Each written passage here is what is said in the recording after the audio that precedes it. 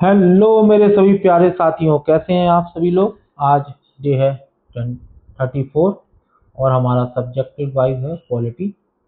और क्लास शुरू करने से पहले जो नए साथी जुड़ रहे हैं उन्हें मैं बता दूं, इसमें 2.5 साल का करंट अफेयर, साथ ही बेसिक कवर किया जाता है का एनसीईआरटी का। किसका?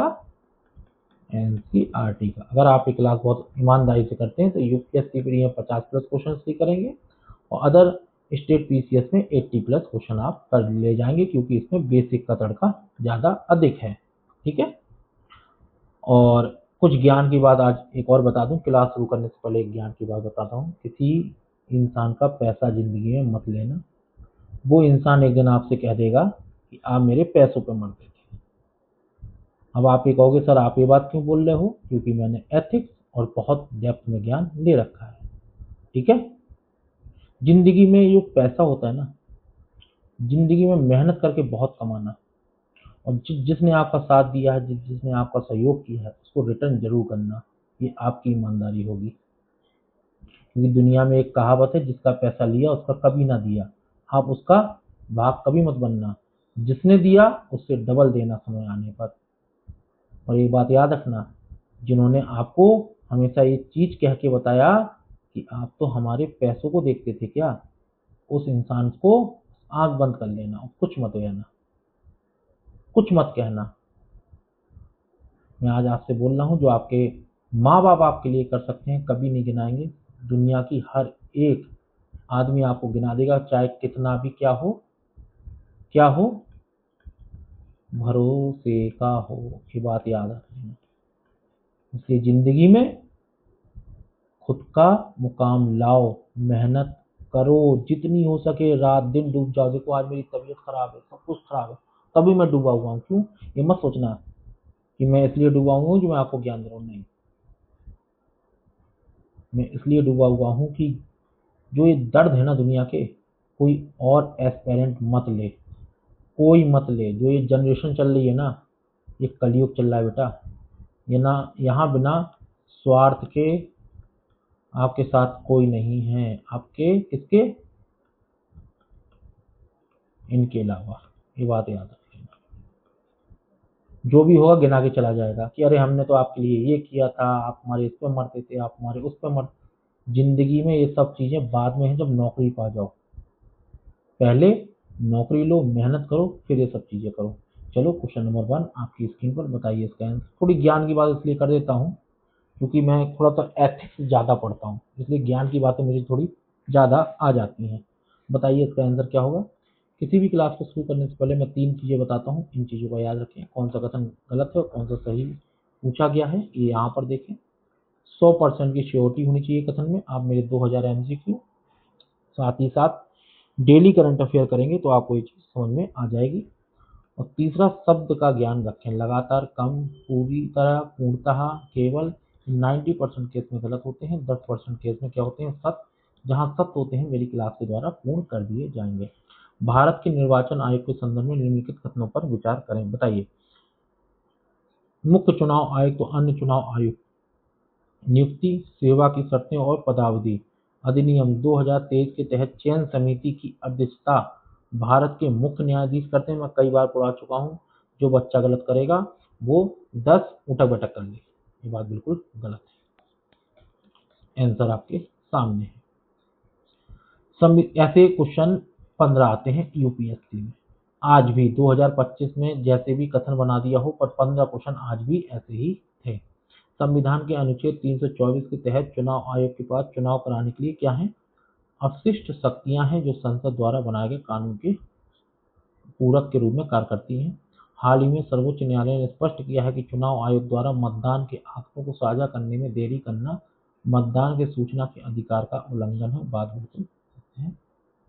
चलिए क्वेश्चन नंबर 2। देखिए मेरे पास 20 मिनट का टाइम है, उसमें भी ज्ञान की बात करना होती है, चीजें भी समझाना होती है।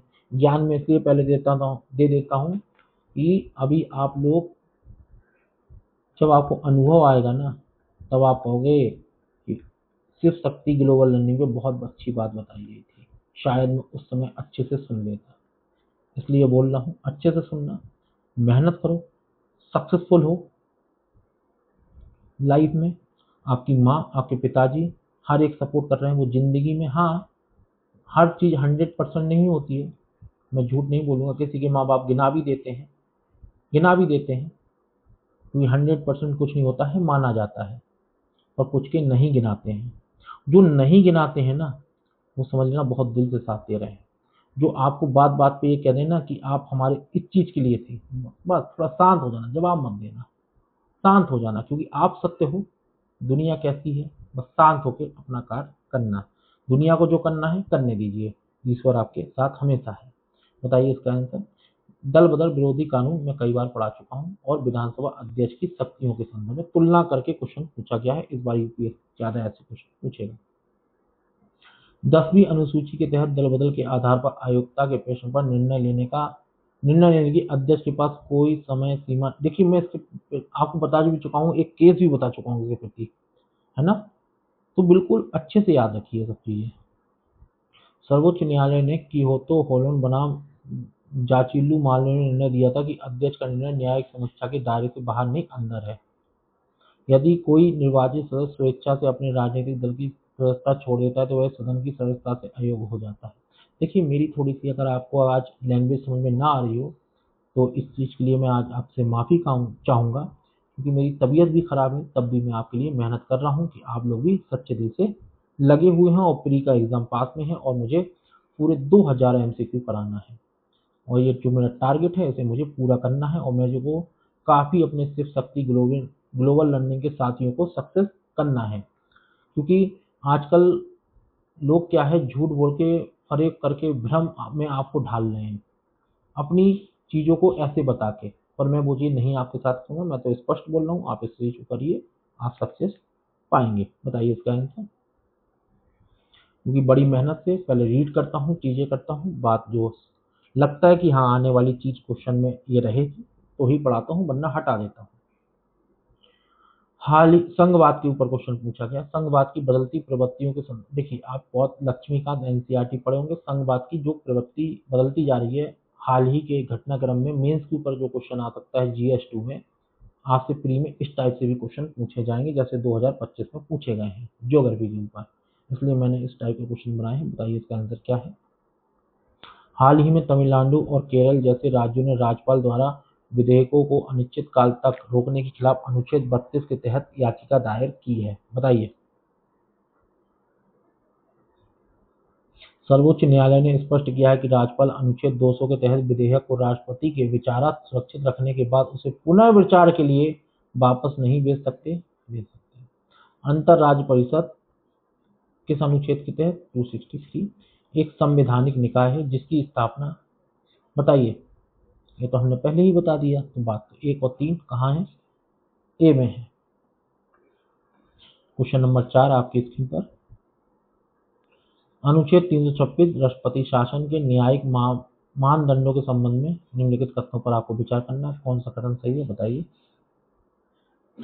एसआर मुंबई बनाम भारत संघ 1994 के फैसले के अनुसार धर्मनिरपेक्षता संविधान का मूल ढांचा है और इसका उल्लंघन अनुच्छेद 356 का प्रयोग का आधार हो सकता है।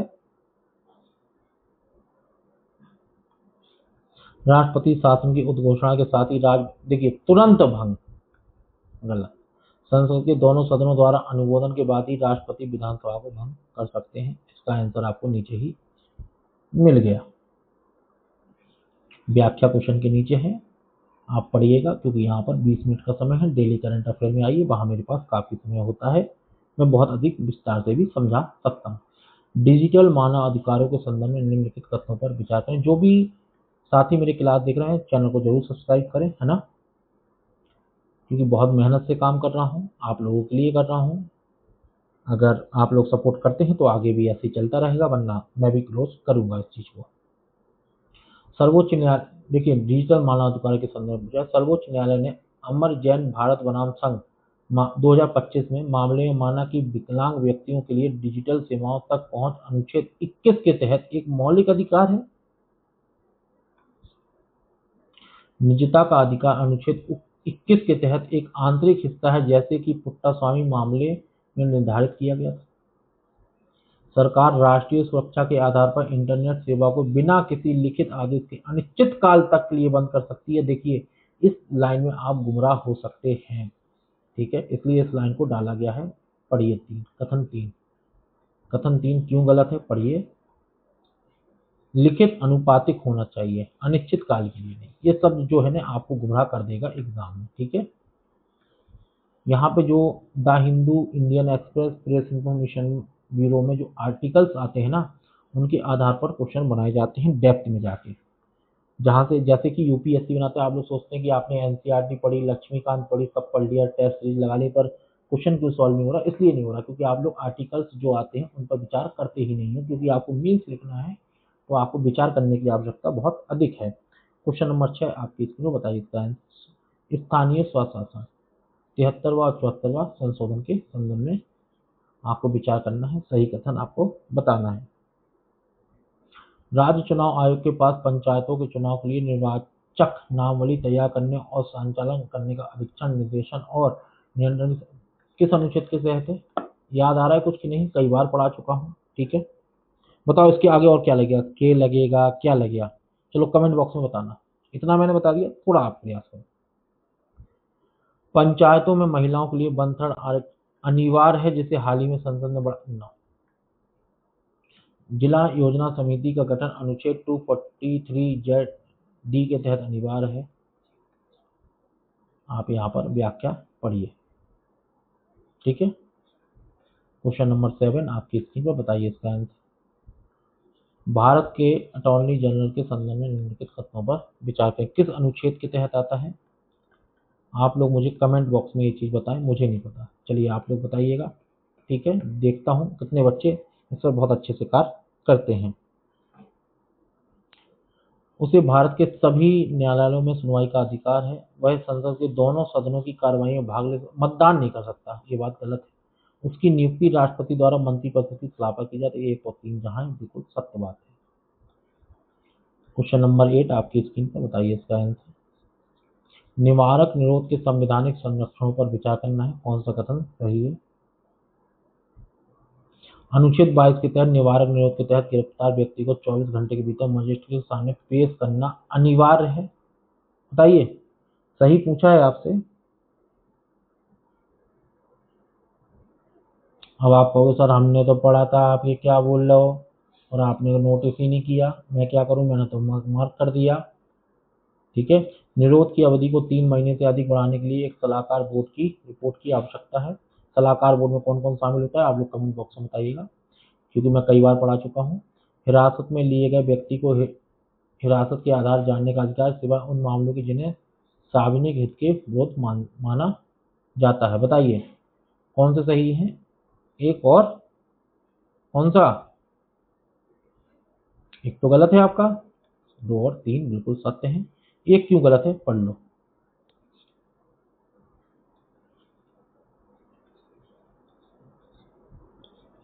पढ़ लिया, यहां से गुमराह कर देगा जितना भी आपने फंडामेंटल राइट्स पढ़ा हो। क्वेश्चन नंबर 9 आपकी स्क्रीन पर बताइए इसका आंसर। उच्च न्यायालय के न्यायाधीश को स्थानांतरण के संबंध में आपको विचार करना है। राष्ट्रपति भारत के मुख्य न्यायाधीश से परामर्श करने के बाद ही किसी न्यायाधीश का स्थानांतरण एक उच्च न्यायालय से दूसरे में कर सकते हैं। चीफ जस्टिस ऑफ इंडिया को परामर्श देने से पहले सर्वोच्च न्यायालय के 4 वरिष्ठतम, देखिए यहाँ पे 5 भी कर सकता है, 9 भी, न्यायाधीशों के कॉलेजियम से राय लेनी होती है। स्थानांतरण का उद्देश्य न्याय का उचित प्रशासन और सुनिश्चित करना होता है, ना कि दंडात्मक। देखिए थोड़ा फास्ट मैं इसलिए होता हूँ क्योंकि 20 मिनट का समय है, उसमें मुझे कराना है। बाकी आप थोड़ा सा क्लास को रोक के देखा करिए। अविश्वास प्रस्ताव, आप जैसे अविश्वास प्रस्ताव के विषय में पढ़े हैं तो पहले आप क्लास को होल्ड करिए, रोकिए, करने का प्रयास करिए, फिर देखिए कि आपने कहाँ गलती की है। इससे आपको लॉन्ग टर्म के लिए याद रहेगा। बताइए इसका आंसर। इसका उल्लेख भारत के संविधान में स्पष्ट, इसे केवल लोकसभा में ही पेश किया जा सकता है।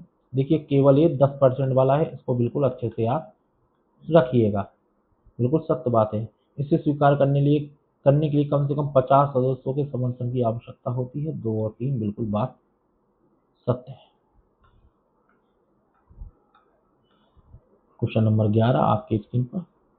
लोकपाल और लोकायुक्त अधिनियम के तहत लोकपाल की संरचना पर विचार करना है आपको।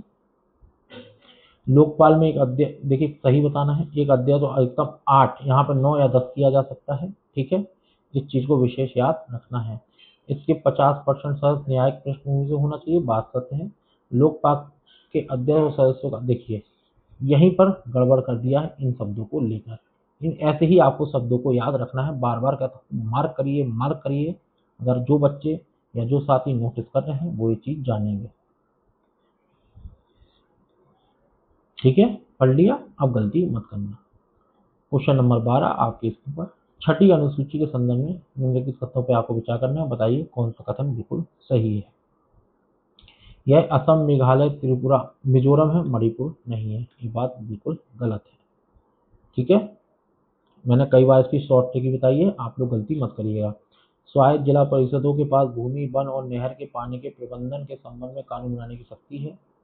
राज्यपाल के पास इन स्वायत्त जिलों के क्षेत्रों को बढ़ाने या घटाने की शक्ति। देखिए यहाँ राष्ट्रपति शब्द का यूज कर सकता है, इस बात को भी बहुत याद आपको रखना है राज्यपाल की जगह।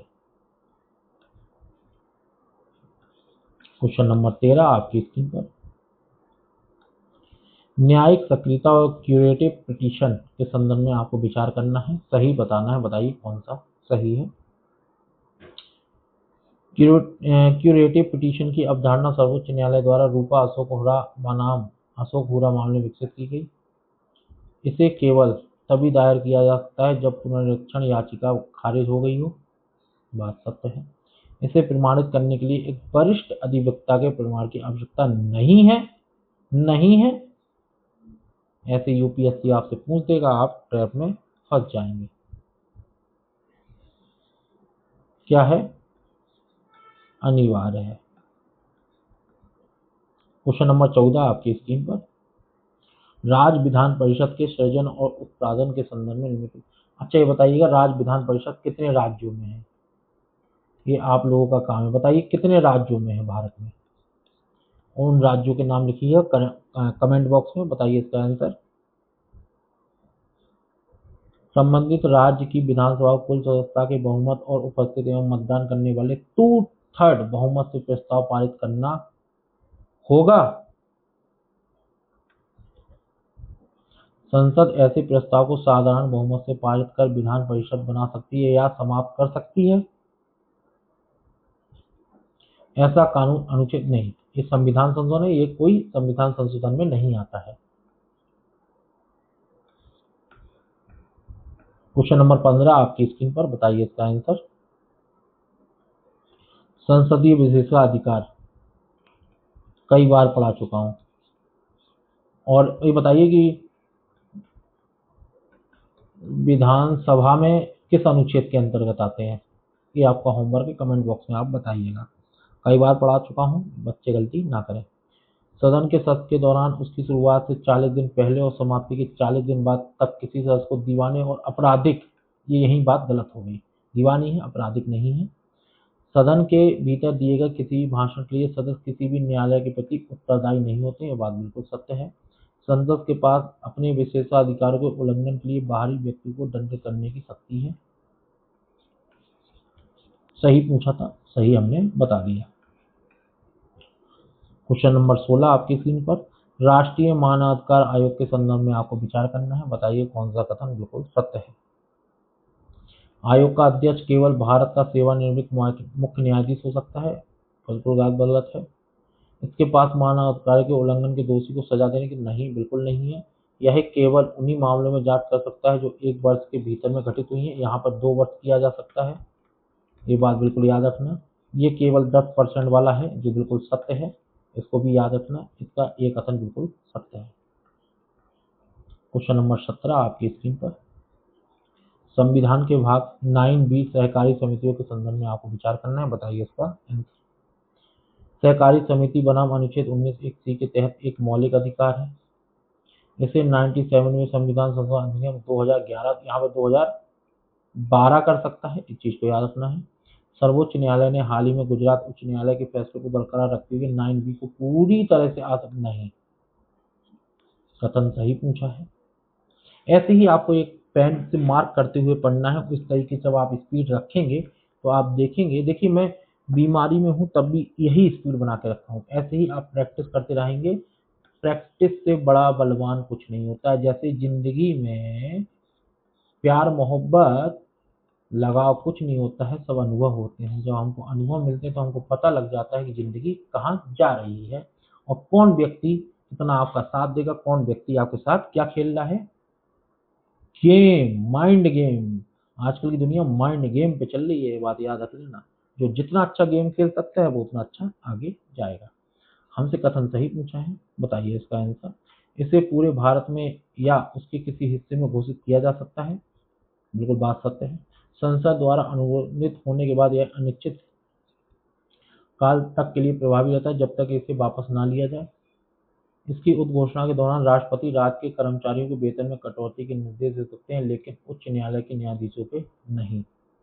ये बात बिल्कुल याद रखना। पीसीएस में डायरेक्ट पूछा जाता है, वित्तीय आपातकाल में किसका वेतन नहीं में कटौती नहीं हो सकती का निर्देश नहीं दिया जा सकता है, तो इस चीज को याद रखना, उच्च न्यायालय के न्यायाधीशों के नहीं। क्वेश्चन नंबर 19 आपकी स्क्रीन पर। केंद्रीय सतर्कता आयोग के संदर्भ में आपको विचार करना है, कौन सा कथन सही है बताइए। इसे संस्थानन समिति की सिफारिश पर स्थापित किया गया था। यह एक पूर्णतः वैधानिक निकाय है, जिसे 2003 में वैधानिक दर्जा प्राप्त हुआ। पूर्णतः ये 10% वाला है, इसे याद रखेंगे, ठीक है। इसके अध्यक्ष और सदस्यों की नियुक्ति राष्ट्रपति द्वारा एक समिति की सिफारिश पर की जाती है, जिसे भारत के मुख्य न्यायाधीश शामिल होते हैं। बात बिल्कुल गलत है, ये सत्य है। 3 क्यों गलत है आप ये यहाँ पढ़िएगा, ठीक है। क्वेश्चन नंबर 20 आपकी स्क्रीन पर। न्यायिक समीक्षा के संदर्भ में निम्नलिखित कथनों पर विचार करना है, कौन सा कथन सही है बताइए। भारतीय संविधान में कहीं भी न्यायिक समीक्षा शब्द का प्रयोग नहीं किया गया है। अनुच्छेद 1332 226 सर्वोच्च न्यायालय उच्च न्यायालय को न्यायिक समीक्षा की शक्ति प्रदान करते हैं। बात क्या है। मिनर्वा मिल्स मामले में न्यायिक समीक्षा को संविधान का मूल ढांचा घोषित किया गया। बात बिल्कुल सत्य है। बताइएगा आज की क्लास आपको कैसी लगी, लाइक करिएगा, शेयर करिएगा, कमेंट जरूर करिएगा। आप जिस जिस सिटी से हैं, जो भी मेरे साथी प्यारे देख रहे हैं, और अधिक से अधिक इस चैनल पर सपोर्ट बनाइए। अधिक से अधिक टेलीग्राम, इंस्टाग्राम, फेसबुक हर जगह इसका लिंक फैला दीजिए। आप लोग के सहयोग से ही मुझे आत्मविश्वास आएगा और मैं आपके लिए बहुत अच्छा कार्य करूँगा।